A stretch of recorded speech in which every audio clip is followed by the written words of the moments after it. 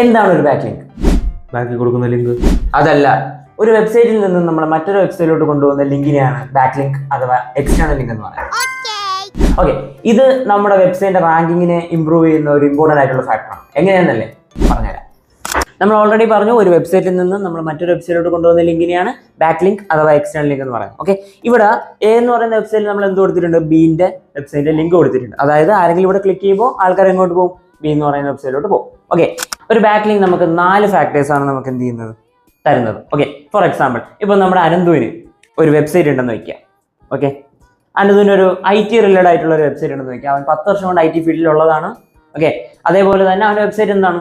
First rank ചെയ്യുന്നതുമാണ്. Okay, അതായത് ആരെങ്കിലും best IT companies എന്ന് സെർച്ച് ചെയ്താൽ അനന്തുവിൻ്റെ വെബ്സൈറ്റ് ആയിരിക്കും ടോപ്പിൽ വരുന്നത്. സോ ബേസിക്കലി അവന് ഡെയിലി 1000 പേര് അവൻ്റെ വെബ്സൈറ്റ് എന്ത് ചെയ്യുന്നു? വിസിറ്റ് ചെയ്യുന്നു എന്ന് കൺസിഡർ ചെയ്യാം. ഓക്കെ, അതേപോലെ നോഹയ്ക്കും ഒരു വെബ്സൈറ്റ് ഉണ്ടെന്ന് വയ്ക്കാം. ഓക്കെ, നോഹയുടെ വെബ്സൈറ്റ് 2 മാസമേ ആയിട്ടുള്ളൂ എന്ത് സ്റ്റാർട്ട് ചെയ്തിട്ട്. സോ സ്വാഭാവികമായിട്ടും അവൻ്റെ റാങ്ക് എന്ന് പറയുന്നത് ഭയങ്കര കുറവായിരിക്കും. അതേപോലെ ആരും കാണാത്തൊരു വെബ്സൈറ്റ് ആയിരിക്കും ആരെന്ന് പറയുന്നത്? നോഹയുടെ എന്ന് പറയാം. ഓക്കെ, ഇനി നമ്മൾ വേറൊരു ഇത് പറയുവാണ്. അതായത് അനന്തുവിൻ്റെ വെബ്സൈറ്റിനകത്ത് നോഹയുടെ വെബ്സൈറ്റ് ഞാൻ കൊണ്ടുവന്ന് ലിങ്ക് ചെയ്യാന്ന് വെക്കാം. അതായത് ഇവിടെ ആൾക്കാർ ക്ലിക്ക് ചെയ്യുമ്പോൾ എങ്ങോട്ട് പോകും? നോഹയുടെ വെബ്സൈറ്റിലോട്ട് പോകും. സോ ദിസ് എന്താണ്? ഇതൊരു ബാക്ക്ലിങ്ക് ആണ്. ഓക്കെ, ഇനി ഇപ്പോൾ നമ്മുടെ അനന്തുവിൻ്റെ വെബ്സൈറ്റിനകത്ത് ആരുടെ വെബ്സൈറ്റ് കൊണ്ടിട്ടിരിക്കുകയാണ്? നോഹയുടെ വെബ്സൈറ്റ് കൊണ്ടിട്ടിരിക്കുകയാണ്. ഇനി ഞാൻ ഓൾറെഡി പറഞ്ഞു, അനന്തുവിൻ്റെ വെബ്സൈറ്റിൽ ആര് വരും? 1000 പേര് അനന്തുവിൻ്റെ വെബ്സൈറ്റ് ലിസ്റ്റ് ചെയ്യുന്നുണ്ട്. സോ നമ്മളിപ്പോൾ നോഹയുടെ വെബ്സൈറ്റ് ഇതിൻ്റെ അകത്ത് കൊണ്ട് കാണിച്ചിരിക്കുകയാണെങ്കിൽ ഈ കയറുന്ന 1000 പേരും നമ്മുടെ നോഹയുടെ വെബ്സൈറ്റ് കാണത്തില്ലേ? സോ നമുക്ക് ഒന്നാമത്തെ ഫാക്ടർ കിട്ടി, പോപ്പുലാരിറ്റി എന്ന് പറയുന്ന ഫാക്ടർ കിട്ടി. ഓക്കെ, ഇനി ഈ കാണുന്ന 1000 പേരിൽ ഒരു 100 പേരെങ്കിലും ക്ലിക്ക് ചെയ്ത് നോക്കൂലേ?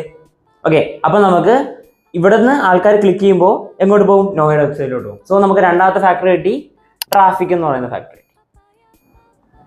ഇനി മൂന്നാമത്തെ ഫാക്ടർ പറയുന്നതിന് മുന്നേ നമുക്ക് വേറൊരു എക്സാമ്പിൾ പറയാം. ഓക്കെ, ഇവിടെ ഞാൻ 3 സുഹൃത്തുക്കളെ എടുക്കുവാണ്. ഇവിടെ നമുക്ക് അനന്തു ഉണ്ട്, നോഹ ഉണ്ട്, അതേപോലെ അനീഷും ഉണ്ട്. ഇവിടെ അനന്തുവും അനീഷും ചൈൽഡ്ഹുഡ് ഫ്രണ്ട്സ് ആണെന്ന് വയ്ക്കാം. ഓക്കെ, അതായത് ഇവർ പണ്ട് തൊട്ടേ ഫ്രണ്ട്സ് ആണ്, അവർ തിക് ഫ്രണ്ട്സ് ആണ്. ഓക്കെ, അതേപോലെ തിക് ഫ്രണ്ട്സ് ആണ് അനന്തുവും നോഹയും തമ്മിൽ.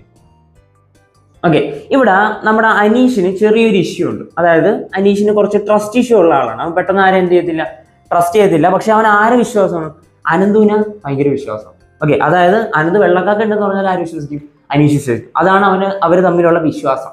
ഓക്കെ, പക്ഷെ നോഹയ്ക്ക് കുഴപ്പമൊന്നുമില്ല. നോഹ നോർമൽ ആയിട്ടുള്ള ഫ്രണ്ടാണ്. ഓക്കെ, അതായത് ഒരു ദിവസം നോഹേനെ അനന്ത് ആർക്ക് ഇൻട്രൊഡ്യൂസ് ചെയ്ത് കൊടുക്കുകയാണ്? അനീഷിന് ഇൻട്രൊഡ്യൂസ് ചെയ്ത് കൊടുക്കുകയാണ്. അതായത് ഒരു ബെസ്റ്റ് ഫ്രണ്ട് മറ്റൊരാളെ തൻ്റെ ബെസ്റ്റ് ഫ്രണ്ട് ആണെന്ന് പറഞ്ഞ് അവന് പരിചയപ്പെടുത്തുമ്പോൾ ട്രസ്റ്റ് ഇഷ്യൂ ഉള്ള ആളാണെങ്കിലും ഒരു മ്യൂച്വൽ ട്രസ്റ്റ് ആർക്ക് പോകും? നോഹയ്ക്ക് പോകും. ഓക്കെ, ഇനി നമുക്ക് തിരിച്ച് നമ്മൾ എക്സാമ്പിളിലോട്ട് വരാം. ഓക്കെ, നമുക്ക് ഇനി പഴയ എക്സാമ്പിളിലോട്ട് വരാം. അതായത് ഇവിടെ അനന്തുവിൻ്റെ വെബ്സൈറ്റ് ഉണ്ട്, ഇവിടെ എന്തുണ്ട്? നോഹയുടെ വെബ്സൈറ്റ് ഉണ്ട്. ഇവിടെ നമുക്ക് നേരത്തെ പറഞ്ഞ സുഹൃത്തുക്കളുടെ എക്സാമ്പിൾ പോലെ ഇവിടെ ആരുണ്ട്? ഒരു ട്രസ്റ്റ് ഇഷ്യൂ ഉള്ള ഒരാളുണ്ട്. ഇവിടെ ട്രസ്റ്റ് ഇഷ്യൂ ഉള്ള നമ്മളെ ആളാണ് ഗൂഗിൾ.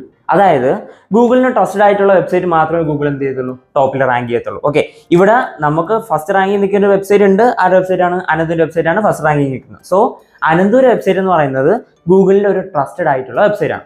ഒരു ട്രസ്റ്റഡ് ആയിട്ടുള്ള വെബ്സൈറ്റ് മറ്റൊരു വെബ്സൈറ്റിനെ റെഫർ ചെയ്യുമ്പോൾ ട്രസ്റ്റ് ഇഷ്യൂ ഉള്ള നമ്മുടെ ഗൂഗിൾ ഓട്ടോമാറ്റിക്കലി ആരെയും ട്രസ്റ്റ് ചെയ്യും? ഈ റെഫർ ചെയ്തിരിക്കുന്ന വെബ്സൈറ്റിനെയും ട്രസ്റ്റ് ചെയ്യും. സോ നമുക്ക് മൂന്നാമത്തെ ഫാക്ടർ കിട്ടി, ഗൂഗിളിൻ്റെ ട്രസ്റ്റ്.